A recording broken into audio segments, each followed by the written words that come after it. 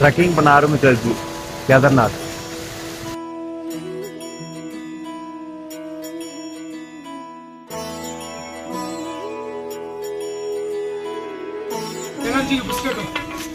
ಏನಿಲ್ಲ